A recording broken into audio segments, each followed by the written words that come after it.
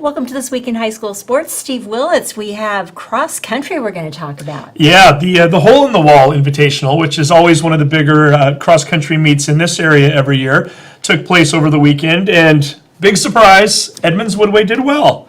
Something we've said once or twice on the show about cross country. The boys really doing an excellent job. The upper division that they call it, which consisted of 38 of the top schools that were up there, and the Edmonds-Woodway boys took third place overall.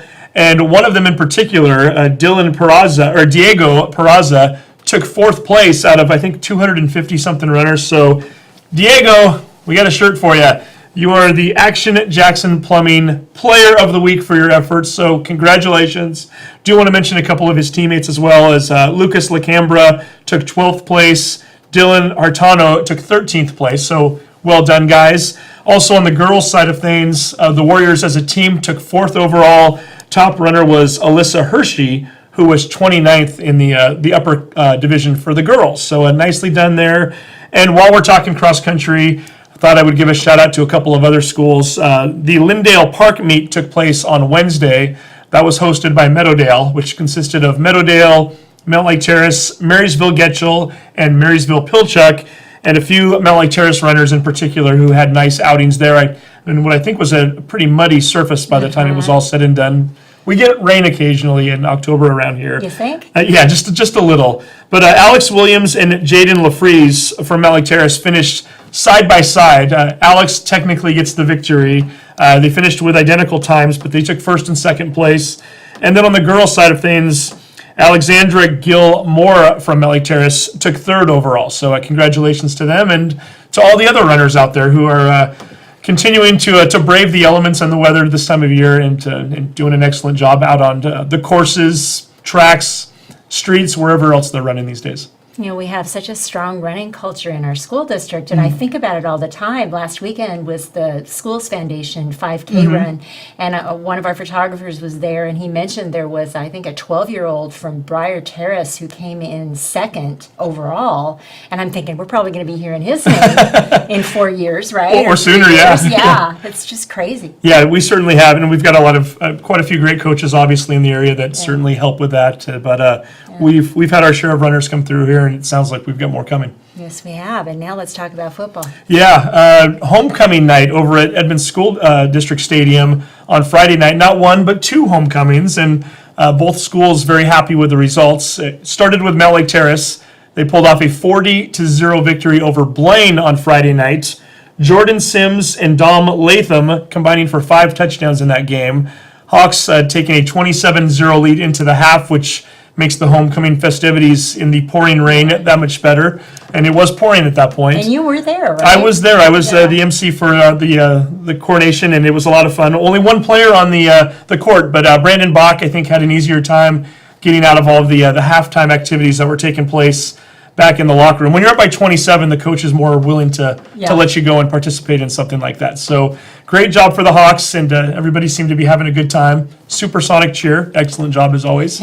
And then the 8 o'clock game came along, and it was more of the same. And this one got off to a great start immediately for the Meadowdale Mavericks as first play of the game, Hunter Moen dropped back, and one of the better passes I think I've seen in a high school football game in a very long time. And I tend to watch a few high school games, but he hit Ray Free in stride, 76-yard touchdown. I think the pass traveled about 50 yards in the air, and it's really all they needed for the night. They were ahead 48-7 at halftime and cruised to a 48-14 victory. Nate Abear with a big first half, 2 interceptions on defense, 2 touchdowns on offense. So well done, Nate, and well done, Mavericks, who pick up yet another big victory. And I am going to give a shout out to a team that lost on Friday night because I think they surprised a lot of us. Edmonds-Woodway Warriors, it's been a rough football season. They lost 4 of their first 5 games going into the night on Friday, taking on first place Snohomish in a game that I think a lot of us felt was going to be similar to that Meadowdale-Everett game. But no, the Warriors hung in there all night. They were leading most of the game. Game went into overtime, and they ended up losing 41-35. So I think Coach Gradwell's got to be feeling pretty good about that one. Capaccio Cherry, 4 more touchdowns in that game. I did write down that Patrick Norton and Marcus Dilworth, hooked up for a 64-yard pass late in the fourth quarter that sent that game to overtime. So certainly the Warriors showing improvement. They picked up their first victory of the year last week against Linwood, and now going out and really showing Snohomish that they can compete with them. That's a big deal compared to where they were just a few weeks ago. Yeah, well, hopefully that gives them a little bit of a morale boost, and it's always hard to lose a game like that in overtime. Yeah, and there's still a lot to play for them. Yeah. They're still trying to get into the playoffs, and might as well mention this while we're at it too. So Edmonds-Woodway hosting Shorewood at 5 o'clock Friday night, so an early game. Their homecoming night, so if you're watching and you're a Warrior past or present, you want to be there that evening. Mount Lake Terrace and Bellingham playing at 8 o'clock afterwards. The two teams that are tied for first place in their division up north, Mount Lake Terrace and Bellingham, and what could end up being a game that determines if Mount Lake Terrace will win its first ever division championship in football. It's something that's never happened there. Meadowdale will be at Shorecrest on Friday, and Linwood will be at Snohomish. So a lot of football yet to come. Yeah, well, and I think it's time to talk volleyball. We're going to talk volleyball, and a number of our teams playing well right now, one of which is a team that has just had a brutal schedule for the first part of the year. The Edmonds-Woodway Warriors, they've dropped 4 matches in league play to the top 4 teams. This is a 14-team conference, so the fact that they've had that many games against all of the top tiers immediately to start the season has been rough, but they've managed to weather the storm. They're 3-4 in league play. Their schedule gets considerably easier now moving forward, so we thought we'd bring in a couple of their senior players to talk about their team. Here's the interview we had with them. The Edmonds-Woodway Warriors volleyball team picking up a nice 3-1 victory against Mount Lake Terrace on Thursday.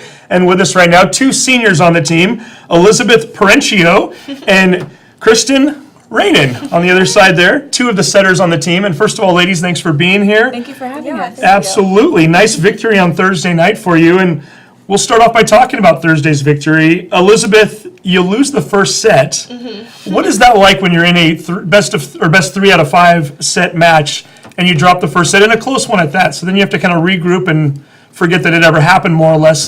Talk about the psyche of that in volleyball. Right. So volleyball is an extremely mental game. So it can be hard when you lose the first set to pull everyone out of it, because if not everyone's on the same page, then it's really hard because it is a team sport.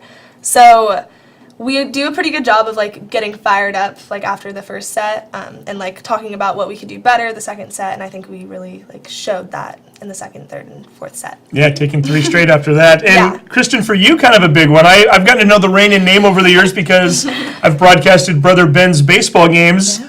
But Ben was at Mount Lake Terrace High School, so Yes, he was. brother-sister rivalry there. What's it like when Mount Lake Terrace and Edmonds-Woodway play and you're out on the field, or if you're playing, whether it's basketball or volleyball for that matter? Ben definitely makes an appearance at those games, and it's definitely fun for my family to kind of have that little rivalry. But yeah, it was really fun to have him come out and watch me, and it was kind of fun winning in his school. So yeah. Well, and you went to Briar Terrace. Yes, I did. So do you take a little extra pride then when you play Mount Lake Terrace? Kind of, yeah. I mean, yeah, it was fun.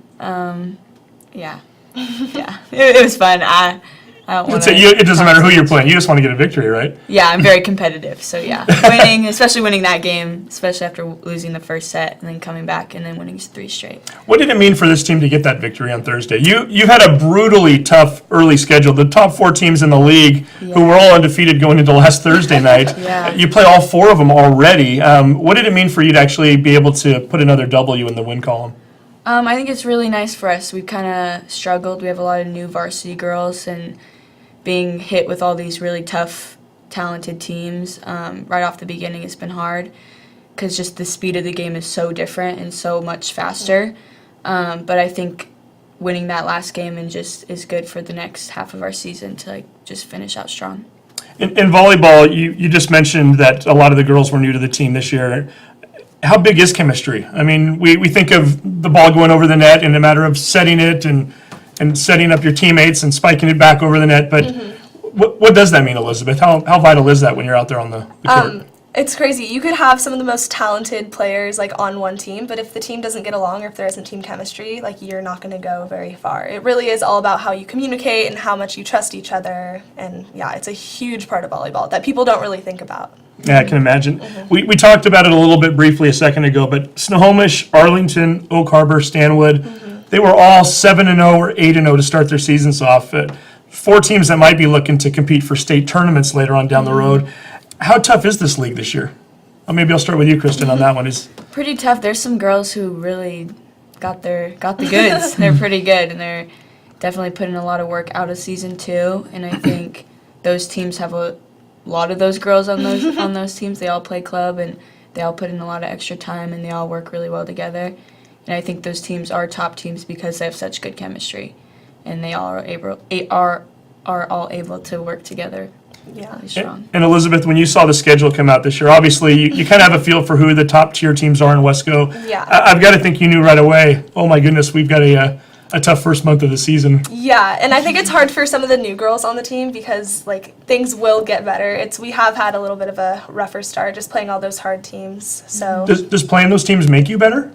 I think so I think personally. so, too. Yeah, playing up when you play teams that are at a higher level, it's easier to play faster and try and keep up. We had an awesome game against Arlington. We lost in 3 sets, but it was super close all 3 sets, and it's one of those loses that it's I'm still proud of my team for how we played. And we had points where it's we kind of kicked butt, and we kind of proved to ourselves that we can and are capable of playing that way and playing to that level. So And knowing you can compete against a team like that at Exactly. any given night.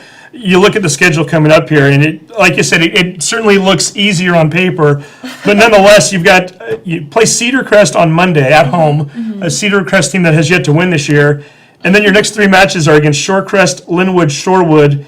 You're in a 4-way tie with all 3 of those teams right now, so certainly it's put up or shut up time, isn't it? So, Elizabeth, when you look at a schedule like this, what does that mean for the next couple of weeks? Do you get excited when you start to think about this is your chance to make a run up the standings a little? Yeah, it is really helpful just knowing, because we've played a lot of these teams at tournaments, just before the season and during the season, and just to get to play these teams for real when it really counts is super exciting. And knowing that we're right there with them, and that we're all fighting for the same position. So those are going to be some really awesome games. Yeah, some awesome games indeed, and one in particular that we want to talk about, Tuesday, October 16th.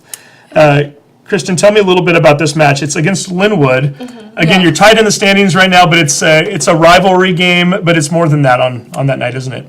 Yes, so October 16th against Linwood, we're having our first pink out. Hopefully it's an annual thing. For me, especially now that I'm a senior and I'm a captain, I kind of have a little bit more say in what we do and for the program, and I really wanted to do pink out because my mom 5 years ago was diagnosed with breast cancer, and she fought it and she beat it, and it just really means a lot to me, and I really wanted to put that in our season for her.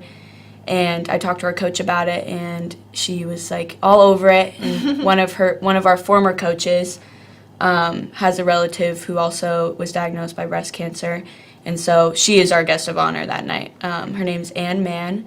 We're really excited about it. They made a charity for her, so that's the charity we're honoring. So bring your money. We're selling cookies for I think $1. Our team's making them, and it's just going to be an awesome night. It'll be really special, and it'll be a really good game because Linwood is in on it too. Yeah. And it's always a good game when we play them. So again, Tuesday, October 16th, 7 p.m. start time at Edmonds-Woodway High School. So go ahead and get on out there, and we're encouraging people to wear their own pink, right? Yes, yeah. Bring your pink. Yeah, it'll be awesome. It'll be a really cool night. No, good for you for doing that. So that should be a special evening. Let's look at this team a little bit on paper. And before we talk about maybe some of your teammates and your coach, I'm going to have the two of you talk about each other for a moment. So Elizabeth, why don't we start with you? Tell me about Kristen and what kind of a teammate she is and what kind of a player she is. All right. Well, Kristen has all the best qualities that a captain would have. She's not only a leader on the court, but especially off the court when it comes to hosting team events and just going above and beyond with for example, our Hawaiian night. Kristen took it above and beyond with decorations and just getting everyone on the team excited. So it's really cool to have her for that because she's just so dedicated to the team and she just wants to be here and she wants our team to succeed and yeah. Hawaiian night. Yeah. Yes. Very cool. What was one of the features of Hawaiian night?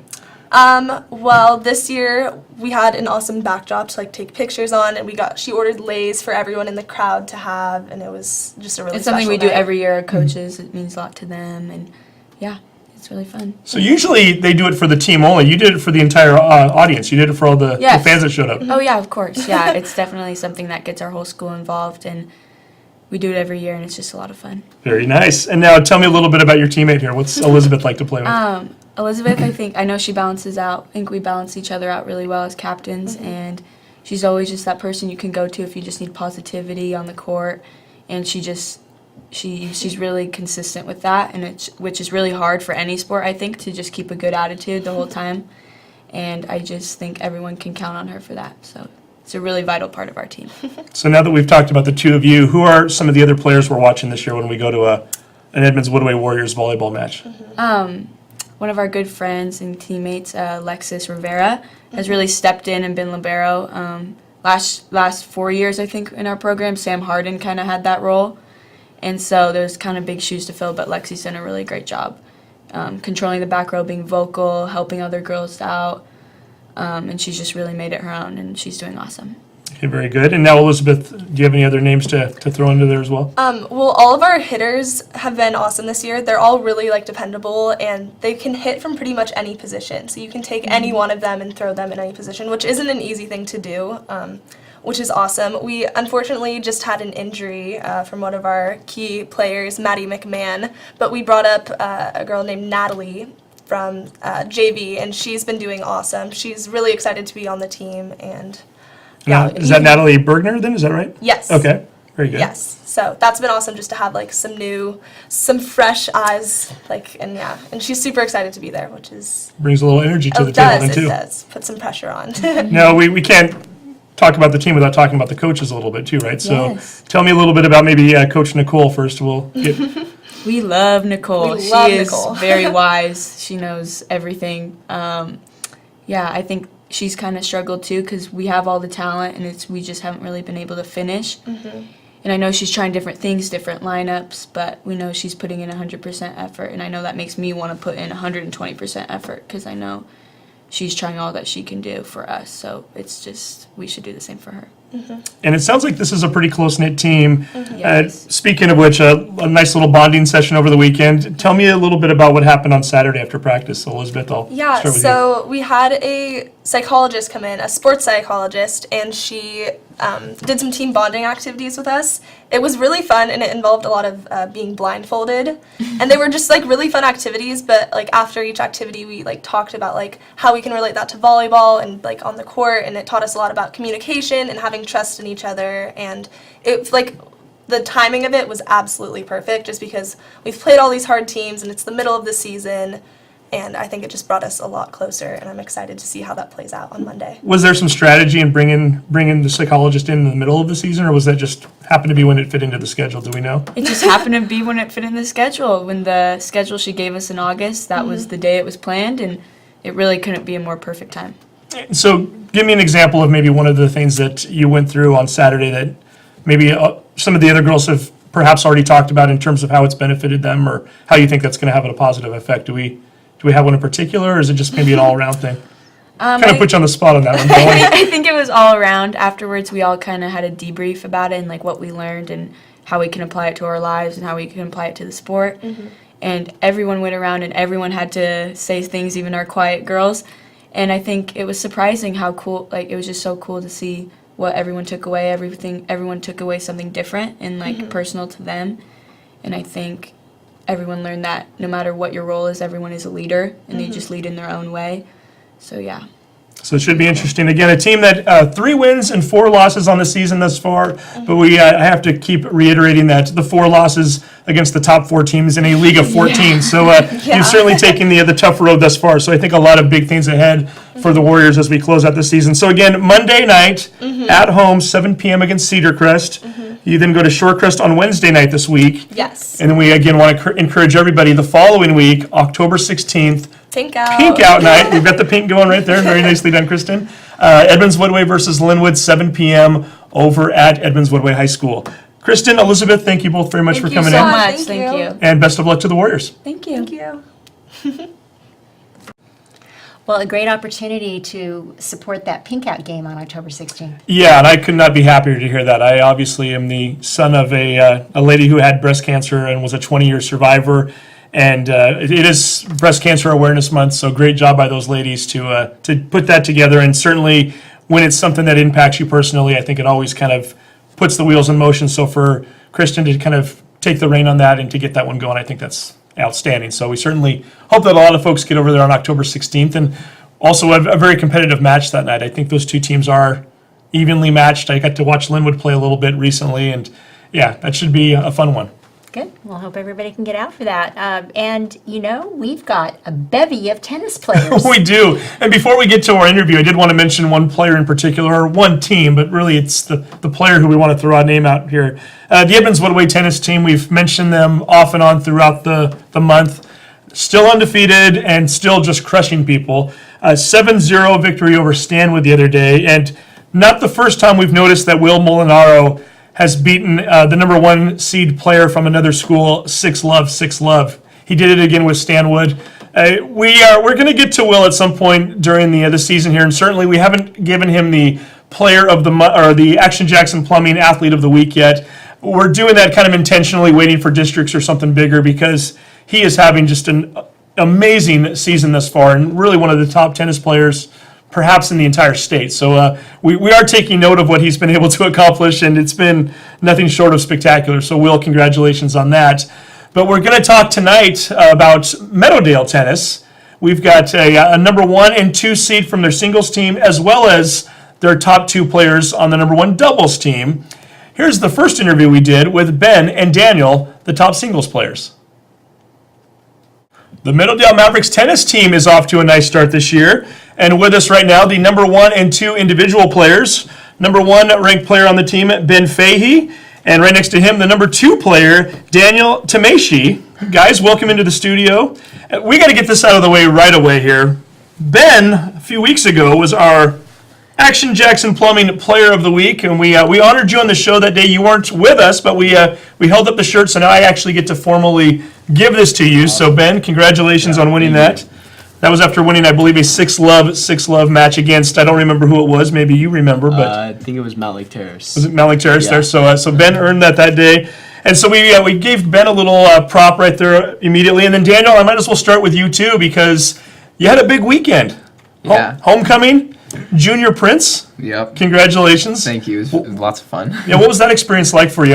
Just being out on the football field, the Oh, yeah. coronary ceremony. What was that? What was the whole experience like? Coronation. It was great. It was really cool to interact with other people. We had another Prince, Kyle Perez, who's also on the tennis team. So it was lots of fun getting to experience that. I can imagine. So now that we've talked about homecoming and Action Jackson Plumbing Player of the Week, let's talk a little bit of Meadowdale tennis right now.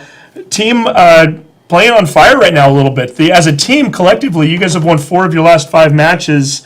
Ben, is this a team that seems to be progressing as the season moves forward? Yeah, definitely. I mean, a lot of the kids are improving and becoming more consistent with their shots, and I think overall they're just kind of getting more confident with themselves and just kind of showing that they can play a lot better than they were earlier in the season. And Daniel, have you noticed that about your own game? How have you been playing lately? How are you feeling? I feel like I've been playing a lot better. At the beginning of the season, I was struggling a little bit, and then as the season progressed, I've just found my groove a little bit more. So.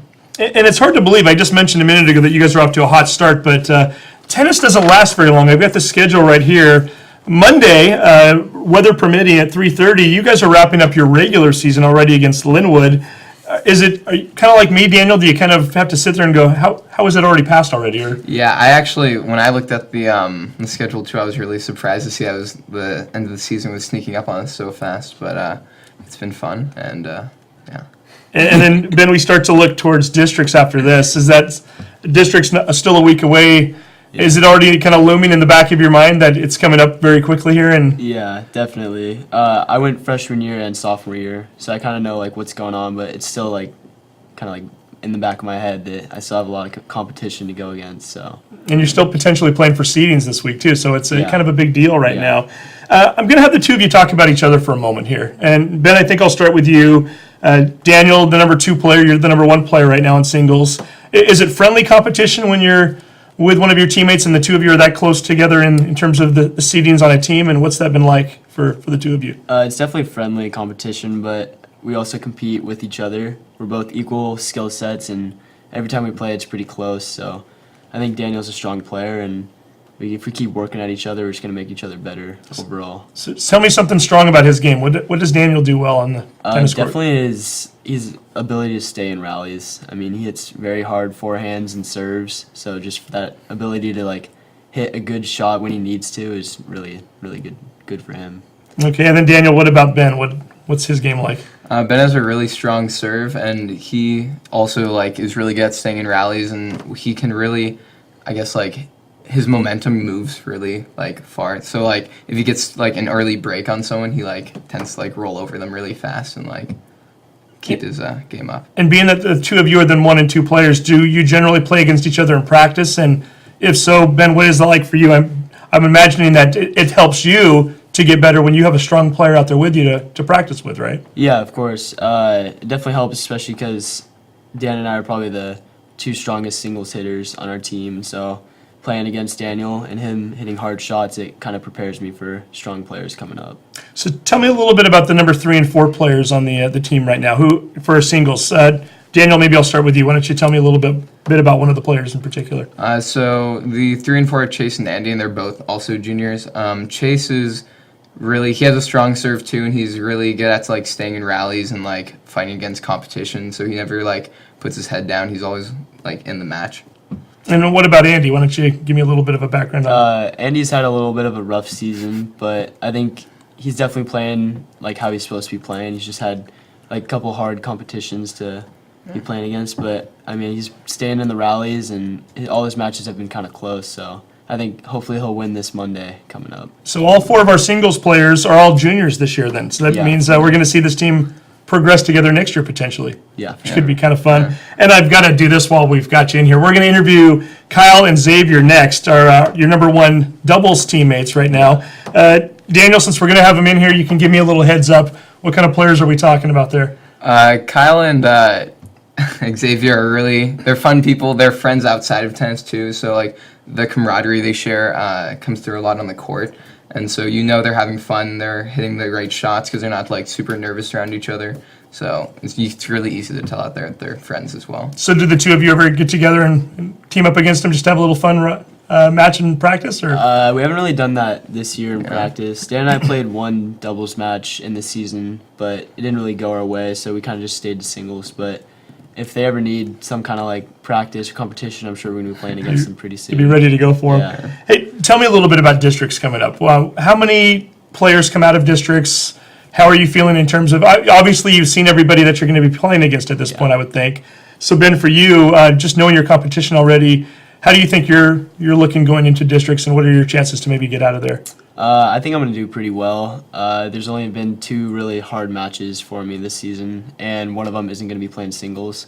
So I really have to look out for the one Woodway kid. But districts there's 2 singles kids from each team that end up going, and about 3 or 4 end up going to state, or it's sub-districts and then districts and then state. But there's a good amount of kids that are going to be going through, and the competition's going to be right up to like everyone's kind of par. So And I'm looking at the schedule here. 1 o'clock, I guess it's October 16th and 17th, Tuesday and Wednesday. Do you guys get out of school early for this, Daniel? Yeah. It's got to be a nice perk, right? Yeah. You're okay with that then? Yeah, we always leave a little bit early and get lunch before too, and then we head over. So it gives you a little incentive to keep playing into the next round, so you can keep dodging school early and have an excuse for it. So, well, again, you guys have had a great season thus far, and we're just getting started, right? Because the regular season ending, districts coming up next week. That's October 16th and 17th over at Jackson High School, so not too far up the road. And we hope to see both of you there. So Daniel Fahey and Daniel Tameishi. Got it right the second time around there. Congratulations on a great season thus far, and we look forward to hearing how you guys do. Thank you. Thank you. Thank you. And we continue our Meadowdale tennis talk with the number 1 doubles players on the team, both seniors, Kyle Perez on the end and Xavier Sherett. Guys, thanks for coming in. And Kyle, much like the interview we did with Ben and Daniel, I'm going to start off by asking about homecoming, because you were a senior prince this year. Yeah. So congratulations, a big weekend for you. Thank you. Did you have a favorite moment over the weekend, whether it be the dance or the football game? Or One of my favorite moments was we took pictures in Ballard at Ray's Cafe. And like the weather was sunny luckily this weekend, because like Friday was raining, Sunday was raining today, but on Saturday we were lucky with the sun. though like there was sun, it was still freezing cold. So the pictures, like half of the pictures, you could see us just like freezing up because it was so cold. But it was worth it because all the pictures looked nice at the end. Very good. And I hear you've already gotten a little speaking experience this week. I understand you got to get in front of everybody at the pep rally at school. What was first time ever being on the mic? Is that what I heard? Yeah, so it's my first time ever talking in front of the school, so my voice was a bit shaky, but I still just got the words out, and it didn't sound that bad. And you were talking about tennis. Yeah, I was talking about senior night, our last match, though, our last regular season match, which will be tomorrow, hopefully. Okay, so this is easy for you then. You've already been talking tennis this week. Yeah. Xavier, you and Kyle have been friends for a while. How did he do? He did all right. He started off rocky when he first walked up there, almost tripped it looked like. Then he started kicking it off, and he sounded like he knew what he was talking about. Very good. Well, you're an interesting story on the tennis court because I didn't realize this until we started talking right before the interview. You didn't start playing tennis until this year. Yeah. So talk about your journey in that regard, because a lot of times when we have tennis players in here, a racket has been put in their hands at the age of 3 or 4. How did you start playing tennis, first of all? And I understand this guy here might have even had a little something to do with it. Yeah.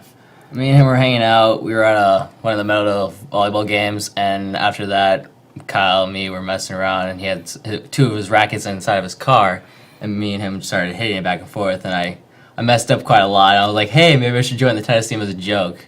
And then he said, why not? Senior year, just do it. And I said, maybe. And then I saw them playing during summer. I started joining along, and now I'm on varsity. No, we should point out, not the first time you ever picked up a racket, though, right?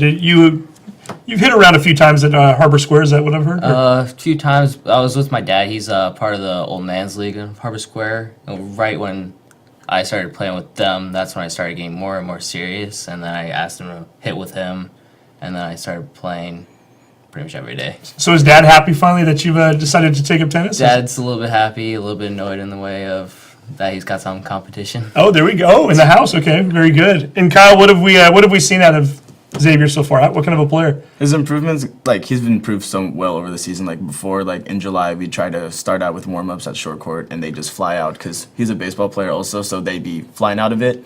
But over summer, as we were working, his shots were getting down, and, like, towards the end of August, he was set for tryouts, and he made varsity, so. Yeah, outstanding job. What's been the hardest adjustment for you just starting up competitive tennis this year? Is it the hard hitting or trying to take it down a couple notches? I was trying to take down the notches of hitting and then understanding how the game worked. And then after understanding how the game worked, everything started flowing in a way. So tell me, in terms of the two of you playing doubles together, what does the other one do best out on the court? And maybe, Xavier, I'll start with you. Tell me about Kyle's game a little bit and what he brings to the table. Kyle is very aggressive at the net, which is good for me because I'm still in the new mindset of tennis where net game isn't my strongest, and Kyle carries the net very well, which I'm fine with because I'm pretty good in the back, in my opinion, and then Kyle at the net is always a key factor with me. Him always going down for a poach, we winning a point, and then we get our momentum forward. Yeah, and Kyle, when you're somebody who is strong at the net and you like to get aggressive, I've got to think that perhaps if you had a second player that also wanted to play that way, you kind of maybe helps to have a little contrast in style, right? Is that the type of a teammate you want out there when you're playing doubles? Somebody who maybe is more comfortable being back, just so it kind of enables you to do your thing? Yeah, well, it works perfectly because X, one of the major things he worked on over the summer was his serve. So when he'd get that killer first serve, and then they'd try to return, it'd be more like a lob, just trying to return it back. I'd be at the net and get ready to smash it. So his serve plus my net game, it's been working pretty well. Yeah, so far so good. We've got Linwood coming up early this week, weather permitting, and then it's off to districts the following week. I understand your first districts experience coming up this year. Are you already getting a little excited about that and what that could entail? Yeah, we've been playing the whole season, like majority as doubles one, so we've been seeing a lot of competition, and it's going to be good going into districts. And what about you, X? Are you ready for this too? I mean, obviously, maybe not something you've built up a nervousness to because you didn't really even know about it until this year. But what are your thoughts? I'm looking forward to it. A little bit concerned about the new competition because, like the Ben and Danny were saying, they've been stacking their 1s and 2s singles players, so we might not see some of the normal players that we've been seeing. But I'm looking for the challenge. Kyle, is that exciting though when you get to play players you've never played before? Obviously, the singles players all seem to kind of get to know each other over the course of the season. They know who they're going up against, and you might be looking at a bracket sheet next week and recognizing or realizing that you don't recognize the two names you're going to go against. But then again, I guess it's the same for your opponents too, right? Yeah, it was just fun having new competition too. Just not like going into matches. Some matches like how your opponent would play, but like going into districts with the single stacking, like you get new opponents, so it's gonna be fun matches to play out. So if we go to a Meadowdale match, which we don't have very many to go to now, but if we were to go watch you guys play on Monday or later in the week, whenever it might be, who else are we watching out on the court in terms of doubles teams? Who do we have for like the number 2, 3, and 4 teams right now? All right, so for doubles 2, we have Nima Shokri and Matt Hartano. They're two really aggressive net players, but really Matt's the more of the net player, and Nima has a really good ground stroke game, and his lobs have been like improving over the season. So just them together, it's a good mix as well. Very good. And we should mention the coach too, Sandra McLaughlin. And I've got to think, especially for you, being that you're a first-year player, how has having a good coach helped you out and benefited you? Is she able to kind of watch your game a little bit and bring some things out that maybe you didn't recognize? Yeah, she's been very helpful. She's been pointing out things I never noticed, and me and her like to talk after the games about things we can work on as a team and I can work on outside of school and during practice and stuff like that. It's very exciting, and she knows a lot of stuff that I didn't think anyone really knew about tennis. Like, her vast knowledge of tennis surprised me when I first got onto the court with her. And it seems to be working. Again, first-year varsity tennis player, and he's already part of the number 1 doubles team at the school. Kyle, Xavier, a great job this year so far, and best of luck to both of you guys in districts next week. All right, thank you. Thank you. I think we were very lucky to have all those tennis players in. Sometimes with those individual sports, you don't get a good sense of what the team is like, but we definitely did tonight. Oh, it's tough to gauge that because of the fact that we see the box scores real briefly, but we don't get a lot of other background information on them, or we don't really hear much about how some of the matches go. Sometimes we don't even hear what the set scores are. We just see the team score. So to get a chance to talk to all 4 of those guys, 4 great guys too. We had fun talking with them and interacting, so we certainly wish them the best as all 4 of them heading off to districts next week. That's right, that's right. And you have some notes about schedules. Yeah, we've got a few different things. So Linwood's the busy school this week because, again, we're starting to get into that point of the year where we're trying to make up other matches from rainouts. Linwood's scheduled to play Monday, Tuesday, and Wednesday this week. They're going to be at Meadowdale on Monday, home against Mariner on Tuesday, and Bothell on Wednesday. And guess which 3 days this week are the days that it's supposed to rain on? All 3. Monday, Tuesday, Wednesday. So we're hoping that the Royals can get all those matches in, and certainly for Meadowdale's sake too, because that would be one that they might have to try to make up. And then speaking of tennis, Friday, since Mount Lake Terrace is a 2A school, they go right into postseason play on Friday. They're going to be a part of the South Sub-District, and that starts at 11 a.m., and fortunately for them, they're hosting this year. So 11 a.m. on Friday at Mount Lake Terrace High School, as well as into Saturday. It will be Mount Lake Terrace, Archbishop Murphy, Liberty, and Sammamish. 4 schools you tend to think of together, right? They're all right next to each other. No, Right. It's 2A sports in the District 1. It's kind of how we roll these days, but and District 2 for that matter. So Mount Lake Terrace will be playing meaningful tennis later on this week, and we wish all of those Hawks all the best as they try to qualify for something bigger. All right, let's talk about soccer news. Soccer news, a lot of it to talk about this week. We might as well start off by talking about the Warriors, tied for first place right now. 2 big wins over the past week in both matches. Sophia Martino crew with 2 goals in each. So Sophia, for your efforts, we are anointing you the Action Jackson Plumbing Player of the Week. One of those was a 4-0 victory over Mount Lake Terrace, so always a big matchup when Edmonds School District teams get together. So we're going to give that to her. And oh, by the way, Edmonds-Woodway tied for first place with Cedar Crest. Guess who they play on Tuesday? Must be Cedar Crest. Cedar Crest over in Duval. So a road game for the Warriors. So should be fun to see how that one plays out. Edmonds-Woodway will then be coming home later on in the week. On Thursday, they play Shorecrest at home. And a Shorecrest team that's always very competitive. So should be fun to see how the Warriors do in those matches. Linwood, we want to give them a nice little shout out. They defeated Meadowdale earlier this week, 2-0. Madison Hinkle and Maya Kenville scoring goals in that match. And Meadowdale picking up a 1-0 victory over Arlington as Jacelyn Hart scored the game winner there. So nice job from all of them. And matches coming up this week. Meadowdale will be hosting Archbishop Murphy at Linwood High School. Soccer is always fun to talk about these schools playing at the other schools, calling them home matches. So Meadowdale playing Murphy on Tuesday at Linwood High School. Mount Lake Terrace hosting Shorecrest at Edmonds Stadium on Tuesday. So a lot of soccer action to be had this week. If you're willing to get out there and endure the elements and go support soccer, you've got your opportunities coming up. That's right, and we all know that soccer does not get canceled for anything. No, you pretty keep much. playing, right? It's Yeah. just a little rain. It Just won't a hurt little anybody. rain, yeah. And you're on turf for those two fields too, which is nice. So Okay, all right. Are we to swim now? we are to swim. Just a couple quick notes. If anybody wants to get out and support swimming this week, Edmonds-Woodway and Mount Lake Terrace will be taking on Jackson. The three of them taking on one another. They're not teaming up on them.